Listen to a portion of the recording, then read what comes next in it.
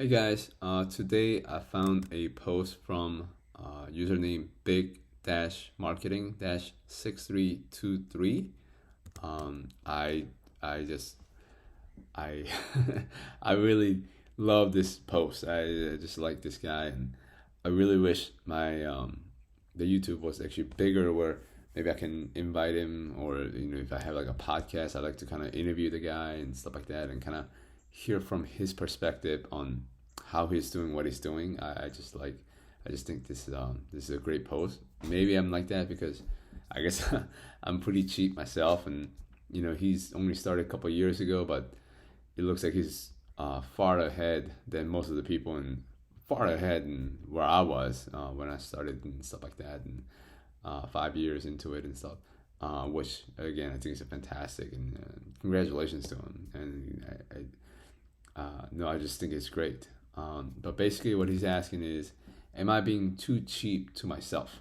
He says, my profile, 36 years old, living in Sacramento, California, single with no kids, salary about 95,000 a year. I started late in my life, and I started late in life. Only been working professional for 5 years ago. 401k, $190,000 balance with the annual contribution of 22,000, about 1,800 a month, so around 4,000 after tax monthly take home. Then he puts in $500 per month in Roth IRA to kind of max that out. It seems like he's maxing out 401k, maxing out our Roth IRA. He has about an emergency fund for about $20,000 saved up.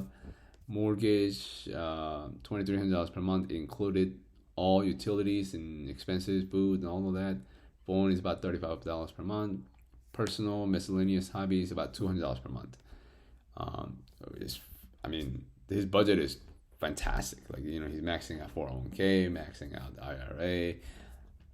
He has emergency fund, plenty, like almost a year. Has food, utility, all of that included. It's about only $2,300 per month, and he's got a phone bill, personal stuff. And he still, it looks like 4,000 minus 500 for Roth IRA minus $2,300. That's what is that, $3,000. So he's got about $1,000 left, give or take, per month. But he says, my car broke down, so I am in process of buying a new one now. I am looking for an A to B car. Saw a Honda Fit for 2008 for $3,000 with 140,000 miles on it. It's perfect. All of my family friends have been telling me that I am cheap and I should start living a little bit more. Am I cheap for not spending more on a nice car, more expensive clothes, or finer dining? Blah blah blah. I started late, so I like to do more savings for better. I don't care for expensive hobbies. Once a year, I do overseas backpacking. I don't even own any nice things more than $500 besides my house and my work laptop. Uh, Again, great things. Congratulations to you. I think it's really great that you got all of that covered. Um, so here is what I have to say. Um, Continue to do what you're doing. Just only a few things that I'd like to quote unquote tweak. Or actually, first of all, there's a car issue, right? Um, Car is broken. He's looking at a Honda Fit for a couple $1,000. I I don't know. And that's one thing I disagree a lot with Uncle Dave, right? Dave Ramsey, is that the vehicles, I just, because I'm not a mechanic by any means, right? And I know for my type of work, I need to have, or I like to think that I need to have more of a secure or reliable vehicle for, just day to day transportation. Like you said, it's going to be used for A to B. Obviously, it doesn't sound like you're one of those people, and I'm certainly not. Obviously, you don't need a luxury car. You don't need a fancy sport car, nothing like that at all. I don't think you're being too cheap. But I also don't like $3,000 cash car just because there's a reason it's worth only a couple $1,000, right?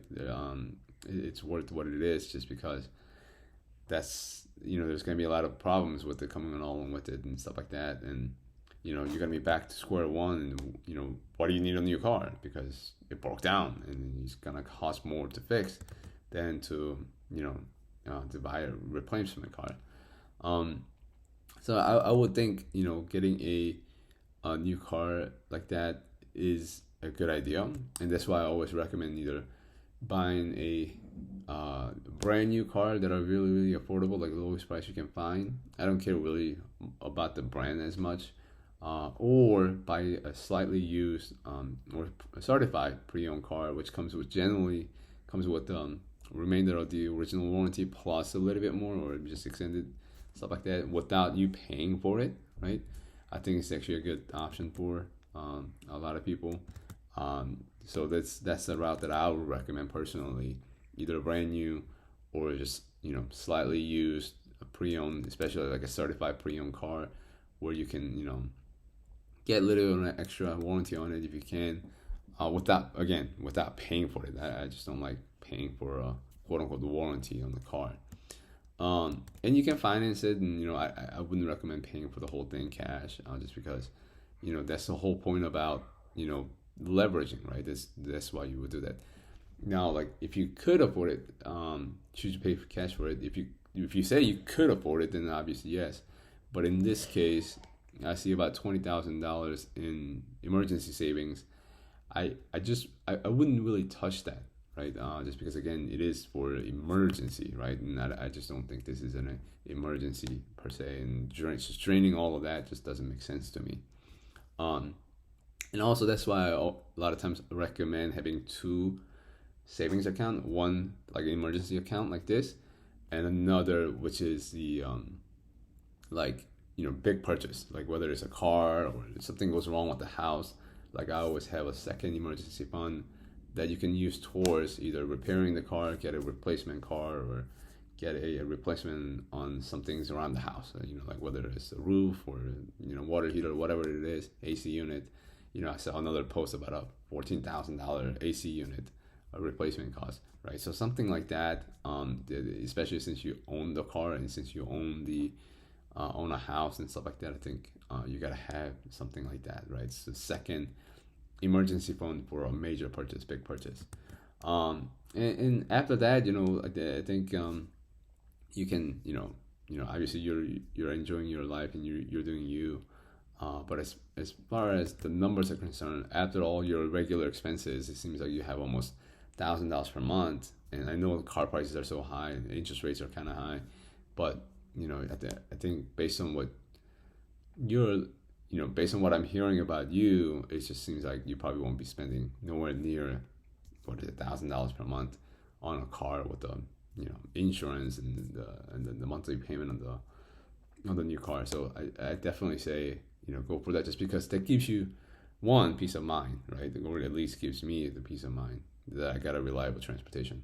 But two, also, if something goes wrong with the car, chances are it's going to be covered by the warranty and stuff like that. So I definitely recommend that route for being about the car and stuff like that. Then one other thing, if I can add to it, is that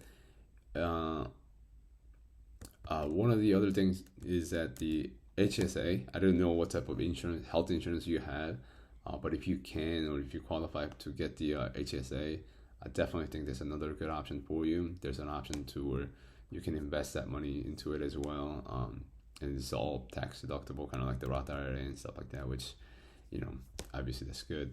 But just on the current standard of living, I just did a quick math just because, I was so fascinated with where you're at financially.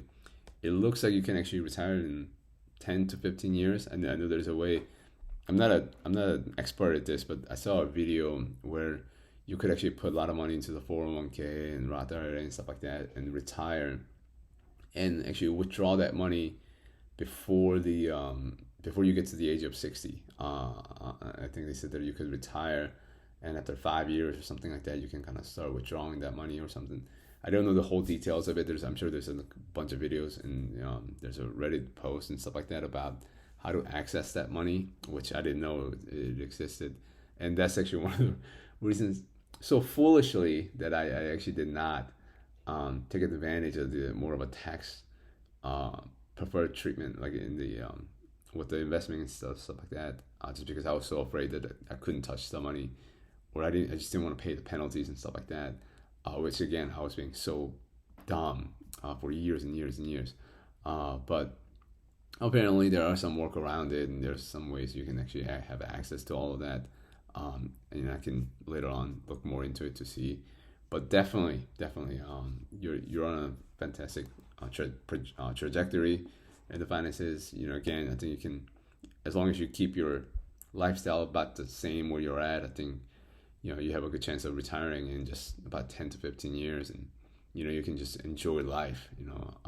But again, as far as a car itself is concerned, my recommendation is to buy a new or slightly used car, just because of the peace of mind, and then paying it off aggressively, obviously, and then maybe starting an HSA account. But yeah, congratulations. Thank you.